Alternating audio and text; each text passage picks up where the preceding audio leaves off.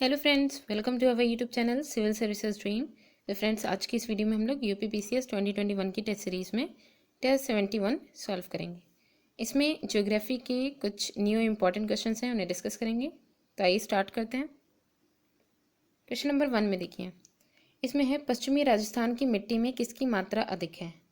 Options हैं aluminium, calcium, nitrogen और phosphorus.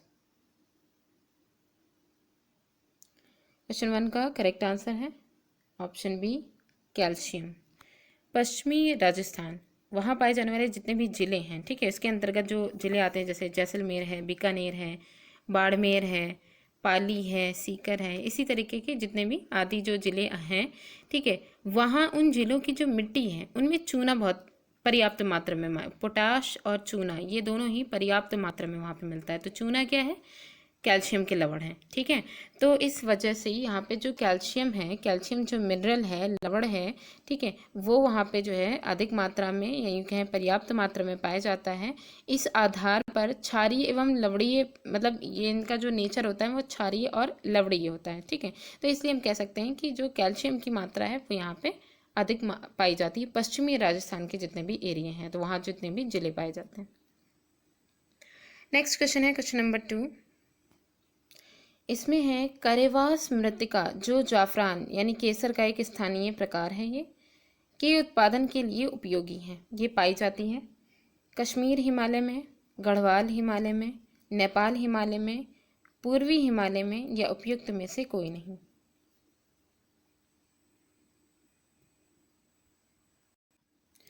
तो क्वेश्चन 2 का करेक्ट आंसर है ऑप्शन ए, कश्मीर हिमालय में। जाफरान यानी केसर, इसकी जो खेती है वो कश्मीर घाटी में प्रसिद्ध है, ठीक है। मोस्टली इसका जो है कश्मीर घाटी ही में इसकी जो है खेती होती है। और यहाँ पे एक करेवा मिट्टी है, करेवास मृत्तिका, मृत्तिका जो है क्ले को कहते हैं, ठीक है, मिट्टी है। तो ये जो है यहाँ इसी में ही इसकी खेती की जाती है, ठीक है। और साथ ही साथ ये जो मिट्टी है इसकी प्राप्ति कहाँ से की जाती है, ताज़ा जो जल होता है उसके द्वारा ये मिट्टी जमा की जाती है, करेवास मृत्तिका मृत्तिका, ठीक। नेक्स्ट क्वेश्चन है क्वेश्चन नंबर 3। क्वेश्चन 3 में है मिट्टी में खारेपन एवं क्षारीयता की समस्या का समाधान है। ऑप्शंस हैं शुष्क कृषि विधि, खेतों में जिप्सम का उपयोग, वृक्षारोपण और समोच्च रेखाओं के अनुसार कृषि। क्वेश्चन 3 का करेक्ट आंसर है ऑप्शन बी, खेतों में जिप्सम का उपयोग। मिट्टी में खारेपन और क्षारीयता की जो समस्या है उसको दूर करने के लिए जिप्सम का जो उपचार है वो किया जाता है। इसमें क्या होता है, जिप्सम का उपचार करने से मिट्टी में वर्षा के पानी तथा सिंचाई का जो जल है उसका रिसाव बढ़ जाता है, ठीक है। और इससे मिट्टी की जो क्षारीयता है वो भी कम होने लगती है। तो मेनली जिप्सम का उपयोग किया जाता है खारापन और क्षारीयता को दूर करने के लिए। अगला क्वेश्चन है क्वेश्चन नंबर 4। इसमें देखिए, इसमें है मृदा का लवणी भवन, मृदा में एकत्रित सिंचित जल के वाष्पीकृत होने से पीछे छूटे नमक और खनिजों से उत्पन्न होता है लवणी भवन, ठीक है। सिंचित भूमि पर लवणी भवन का क्या प्रभाव पड़ता है।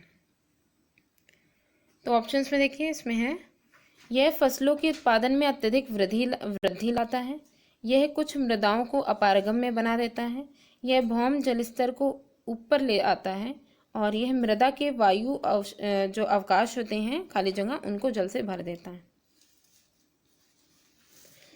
तो क्वेश्चन 4 का करेक्ट आंसर है ऑप्शन बी, यह कुछ मृदाओं को अपारगम्य बना देता है।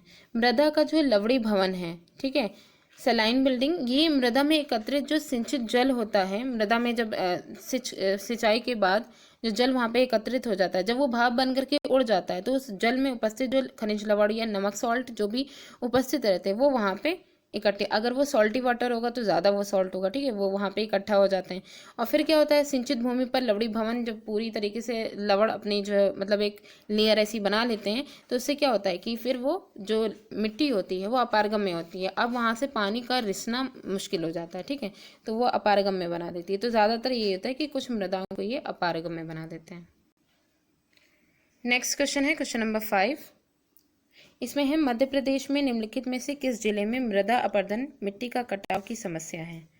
ऑप्शंस हैं जबलपुर, भोपाल, मुरैना या खंडवा। क्वेश्चन 5 का करेक्ट आंसर है ऑप्शन सी मुरैना।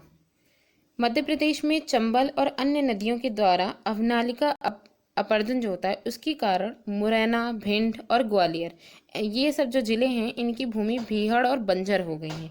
ठीक है, तो ये जो मिट्टी का कटाव, जो मृदा अपरदन है, मध्य प्रदेश में जिस जिले में सर्वाधिक देखने को मिलता है वो है मुरैना। नेक्स्ट क्वेश्चन है क्वेश्चन नंबर 6। इसमें है भोजपत्र वृक्ष मिलता है।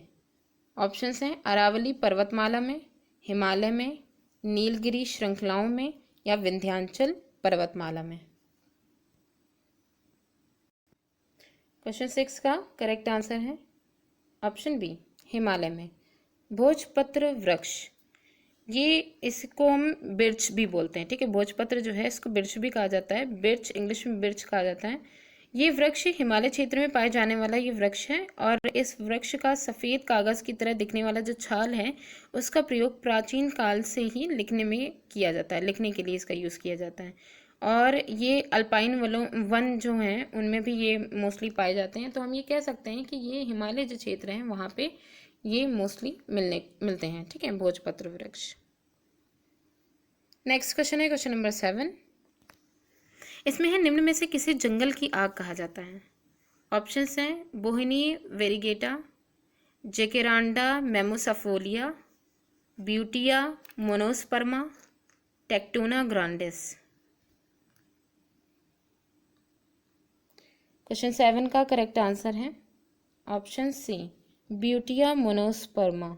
ब्यूटिया मोनोस्पर्मा को पलाश भी कहा जाता है। ठीक है, मोस्टली ये इसे जंगल की आग का जो टाइटल है वो इसलिए भी दिया गया है क्योंकि इसके जो आकर्षक फूल हैं, क्योंकि ब्यूटिया मोनोस्पर्मा जो है इसको मेनली जंगल की आग का खिताब मिला है कि पलाश को। ठीक है, इसका मेन रीज़न है इसके जो फूल होते हैं वो इतने आकर्षक होते हैं, मतलब उनकी मेनली उनके आकर्षण के कारण ही इनको ये टाइटल मिला है।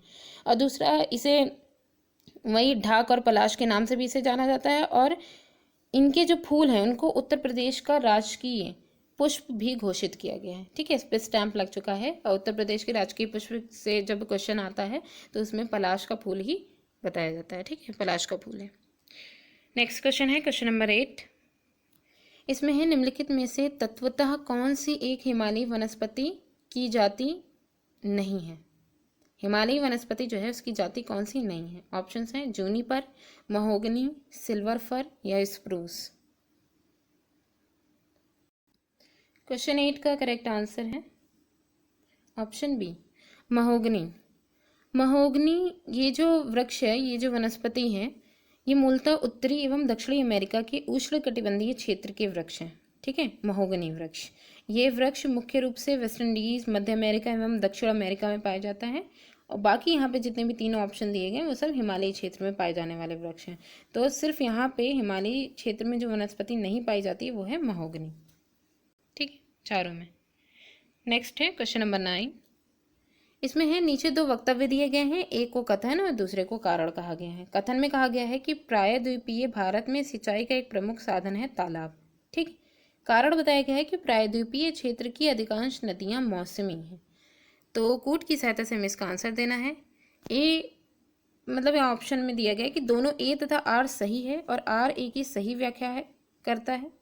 दोनों ए तथा आर सही है किंतु आर ए की सही व्याख्या नहीं करता है। ए सही है किंतु आर गलत है। ए गलत है किंतु आर सही है। तो क्वेश्चन 9 का करेक्ट आंसर है ऑप्शन ए, दोनों ए तथा आर सही है और आर ए की सही व्याख्या करता है। तो आइए देखें इसमें एक बार। देखिए इसमें क्या कहा गया है। कथन में कहा गया है कि प्रायद्वीपीय भारत में सिंचाई का एक प्रमुख साधन है तालाब, क्योंकि है क्या, और कारण इसका प्रायद्वीपीय क्षेत्र में अधिकांश नदियां मौसमी हैं। प्रायद्वीपीय जो क्षेत्र होते हैं उनकी भूमि चट्टानी होने के कारण, वहाँ की जो भूमि है वो चट्टानी भूमि है। ठीक है, तो उसकी वजह से होता क्या है, यहाँ की जो नहरें और कुएं हैं उनको आसानी से उनका निर्माण संभव नहीं है। उनको मतलब ईजिली उनको खोद करके बना दिया जाए तो ये संभव नहीं है। इसके अलावा प्रायद्वीपीय जो भारत है, ठीक है, वहाँ की अधिकांश नदियाँ मौसमी हैं। तो जब मौसम यानी जब वही मानसून का जो है समय आता है तभी उनमें पानी रहता है, नहीं तो ये जो नहरें या ये जो नदियाँ वगैरह जो होती हैं उनमें मोस्टली पानी का अभाव रहता है या फिर कभी कभी ये सूख भी जाती हैं, ठीक है। तो इसी वजह से ऐसी स्थिति में तालाब सिंचाई के प्रमुख साधन के रूप में विद्यमान है, ठीक है। तो यहाँ पे कथन भी सही है और इसका जो कारण दिया गया है वो भी बिल्कुल सही है। लास्ट क्वेश्चन है क्वेश्चन नंबर 10। इसमें है जीवन रक्षक अथवा बचाव सिंचाई इंगित करती है। ऑप्शन है लगातार पानी का बहाव, क्रांतिक समृद्धि अवस्था पर सिंचाई, PWP सिंचाई या गीला करना फिर सुखाना। क्वेश्चन 10 का करेक्ट आंसर है ऑप्शन सी, PWP सिंचाई। जीवन रक्षक अथवा बचाव सिंचाई मतलब ये जो इसको बताया गया है ये किस चीज़ के लिए, किस चीज़ को ये बताने का काम करती है कि वो जीवन रक्षक है। तो PWP सिंचाई को कहा गया है जीवन रक्षक। क्यों कहा गया है? PWP का मतलब होता है परमानेंट विल्टिंग पॉइंट, ठीक है। ये जो सिंचाई है ये जीवन रक्षक या बचाव सिंचाई इसलिए इसको जो है ये इंगित कर रही है क्योंकि परमानेंट विल्टिंग जो ये पॉइंट जो है ये मिट्टी में पानी की न्यूनतम मात्रा को इंगित करता है, ठीक है। ये बताता है कि पानी की बहुत कम मात्रा जो है बची है जिसके अभाव में पौधे मुरझाने लगते हैं। इसकी वजह से फिर क्या होता है कि ऐसी स्थिति में फिर वही सिंचाई अति आवश्यक हो जाती है। तो मतलब ये बताने के लिए कि ज़मीन में पानी की कमी हो रही है तो आप ज़्यादा से ज़्यादा आप सिंचाई करिए। तो ये बताने के लिए इस वजह से इसे जीवन रक्षक या बचाव सिंचाई कहा जाता है PWP को, ठीक है। तो फ्रेंड्स आज की वीडियो हमारी यहीं पर ही एंड होती है।